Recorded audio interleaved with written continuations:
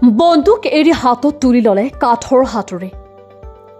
হাতৰ বন্দুক এৰি হাতত ৰেঞ্জ আৰু কাঠৰ হাতুৰি তুলি লোৱা এগৰাকীৰ সফল যুৱকৰ কাহিনী। মায়ঙৰ এজন উদীয়মান যুৱকৰ নাম বিপুল মেধি। ঘৰ মায়ঙত।